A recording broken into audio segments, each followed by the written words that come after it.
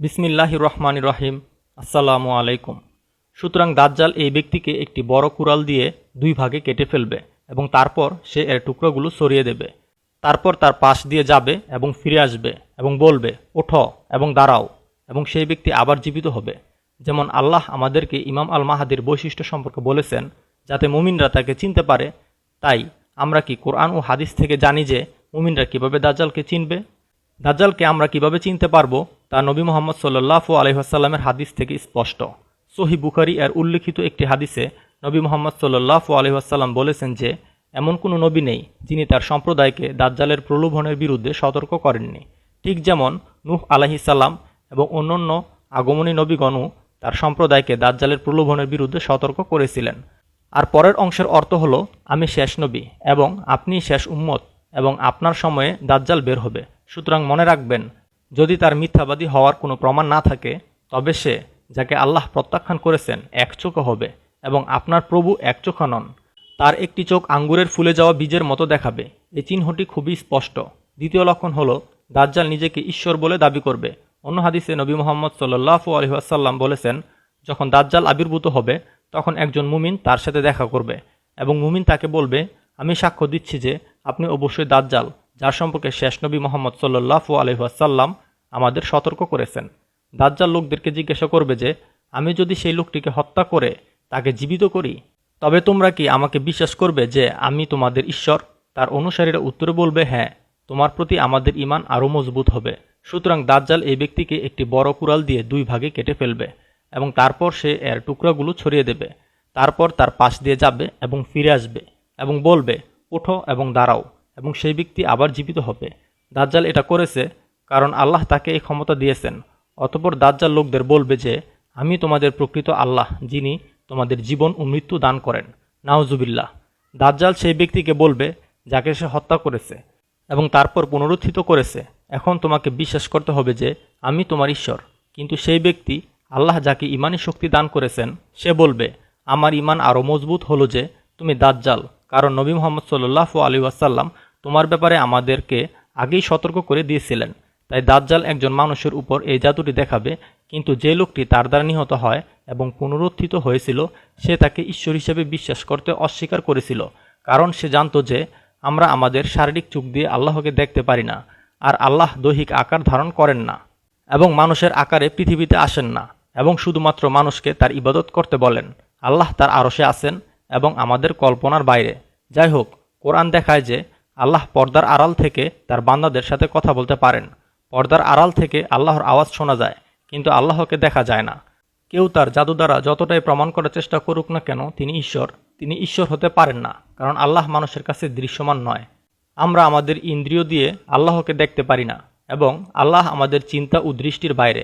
তাই দাজ্জালের সবচেয়ে বড় নিদর্শন হলো যে সে পৃথিবীতে শারীরিকভাবে থাকবে এবং নিজেকে ঈশ্বর বলে দাবি করবে এবং মানুষকে তার ইবাদত করার নির্দেশ দিবে। সবচেয়ে বিপজ্জনক এবং বিরক্তিকর বিষয় হলো, আল্লাহ তাকে মানুষের মন নিয়ন্ত্রণ করার ক্ষমতা দিয়েছেন। তাই দাজ্জালের ভৌতবিজ্ঞানের দিকে না তাকিয়ে এবং এর মাধ্যমে তাকে চিনতে না গিয়ে আমাদের পরিষ্কার হওয়া দরকার যে যতক্ষণ আমরা বেঁচে আছি ততক্ষণ আমরা আল্লাহকে দেখতে পাবো না। দাজ্জালকে প্রতিহত করার চেষ্টা করা উচিত নয়, বরং তার থেকে আশ্রয় প্রার্থনা করা উচিত, এবং তার থেকে আশ্রয় প্রার্থনা করা উচিত প্রতি শুক্রবার সূরা আল কাহফ পাঠ করা এবং সকাল সন্ধ্যা এর প্রথম 10টি এবং শেষ 10টি আয়াত পাঠ করা। আল্লাহ আমাদের দাজ্জাল থেকে রক্ষা করুন, আমিন। একটি হাদিস থেকে আমরা জানি যে কেউ যদি দাজ্জালের যুগ খুঁজে পায় সে যেন সকাল সন্ধ্যা সূরা আল কাহফের প্রথম 10টি এবং শেষ 10টি আয়াত শিখে পাঠ করে এবং প্রতি শুক্রবার সূরা আল কাহফ পাঠ করে। তার সূরা ইখলাসও পাঠ করা উচিত, কারণ এই সূরাটিতে আল্লাহর একত্ব রয়েছে যা দাজ্জালের ঈশ্বর হওয়ার দাবিকে প্রতিহত করে। এই সূরার মাধ্যমে আল্লাহ আমাদেরকে এমন শক্তি ও দৃষ্টি দিবেন যে আমরা শনাক্ত করব যে এই ব্যক্তিটি আল্লাহ নয় এবং একজন মিথ্যা দাজ্জাল। আপনি সবকিছু সুন্দরভাবে ব্যাখ্যা করেছেন। আমি এতে আরও কিছু যোগ করব যে এটি কোরআনে উল্লেখ করা হয়েছে যে মুসা আলাইহিস সালামও মহান আল্লাহকে তার মুখ দেখাতে বলেছিলেন। সূরা আরাফ 143-এ আল্লাহ তাআলা বলেন, যখন মুসা নির্দিষ্ট সময়ে উপস্থিত হলেন এবং তার প্রভু তার সাথে কথা বললেন, তখন তিনি জিজ্ঞাসা করলেন, হে আমার প্রভু, আমার কাছে নিজেকে প্রকাশ করো যাতে আমি তোমাকে দেখতে পারি। আল্লাহ বললেন, তুমি আমাকে দেখতে পাবে না, কিন্তু পাহাড়ের দিকে তাকাও, যদি তা নিজের জায়গায় অটল থাকে তবে তুমি আমাকে দেখতে পাবে। অতঃপর যখন তার রব পাহাড়ের উপর নূর প্রকাশ করলেন তখন তা তাকে চূর্ণ করে দিল এবং মূসা বেহুশ হয়ে পড়ে গেলেন। জাযাকাল্লাহু খায়রান। अल्लाह ताला पर्दे के पीछे से किसी बंदे से कलाम ज़रूर कर सकता है, उसकी आवाज़ सुनी जा सकती है किसी पर्दे के पीछे से, रियल में उसको देखा नहीं जा सकता। कोई भी इंसान इस दुनिया में जागते हुए ज़िंदा होते हुए अल्लाह ताला को देख नहीं सकता।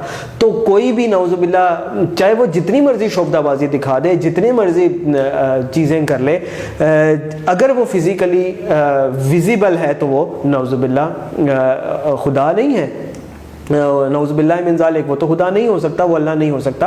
अल्लाह ताला ऐसा है कि जो हमारी सोच में, हमारी विजन में, हमारी इन फिज़िकल सेंसेस में के थ्रू हम उसे देख नहीं सकते। तो सबसे बड़ी निशानी यही है कि दज्जाल फ़िज़िकली ज़मीन पर होगा और लोगों से खुदाई का दावा करेगा और अपनी पूजा करवाएगा।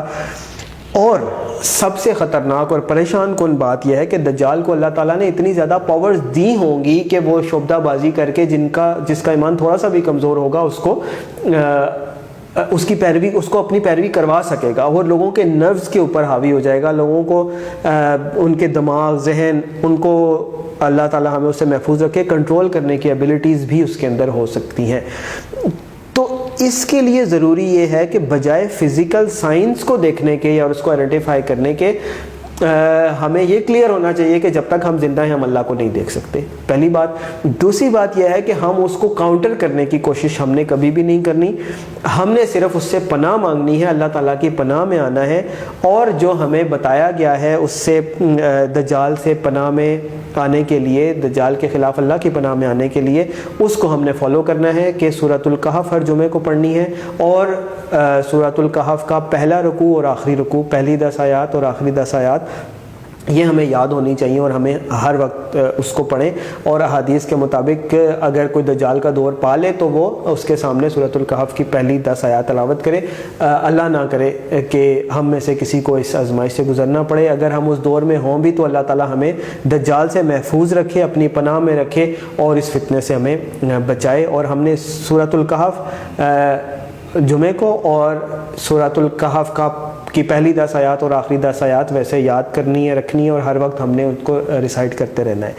इसके अलावा क्योंकि दज्जाल खुदाई का दावा करेगा तो अल्लाह ताला की वहदानियत जो है जिस सूरत में समाई हुई है वो है सूरतुल इखलास। कुल हुवल्लाहु अहद, अऊज़ु बिल्लाहि मिनश शैतानिर रजीम, बिस्मिल्लाहिर रहमानिर रहीम। कुल हुवल्लाहु अहद, अल्लाहुस समद, लम यलिद वलम यूलद वलम यकुल लहू कुफुवन अहद।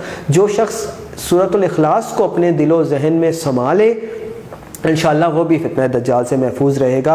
और अल्लाह ना करे कि फ़ितनों का किसी उस दौर में उसका ऐसी किसी सिचुएशन से हम में से किसी का भी सामना हो तो हमें सूरतुल इखलास भी अगर हम पढ़ते रहें तो इंशाअल्लाह अल्लाह ताला हमें वो पावर दे देगा, वो विजन दे देगा कि जिससे हमें नज़र आने लग जाएगा कि नौज़ुबिल्लाह ये जो शख्स है ये झूठा दावा कर रहा है, ये खुदा नहीं है, अल्लाह नहीं है, ये दज्जाल है, झूठा है, काफिर है, कज़ाब है। जो आपने बहुत खूबसूरती से बयान किया उवैस नज़ीर, और इसी में मैं एक और एडिशन करना चाहूँगा कि तो इसी तरह जो आपने बड़ी प्यारी बात की कि हमने यही तसव्वुर करना है कि अल्लाह फ़िज़िकल फॉर्म में हमारे सामने नहीं आएंगे। और उसका एक और रेफरेंस हमको मिलता है प्रॉफिट मूसा अलैहिस्सलाम के ज़माने में, जब अल्लाह ताला ने उनसे ज़िद लगा दी थी अल्लाह ताला से, क्योंकि वो बहुत प्यार करते थे कि मुझे आप अपना जलवा दिखाएं, अल्लाह ताला से कहा। तो अल्लाह ताला ने कहा कि तुम नहीं देख सकते। और फिर जब उन्होंने एक पहाड़ की तरफ अपना वो जलवा दिखाया तो वो बिखर गया पहाड़। ये भी एक बहुत बड़ी, मेरे ख्याल से हम सबको पता है about this. I believe we should not be rigid and we should accept the facts and what the truth is.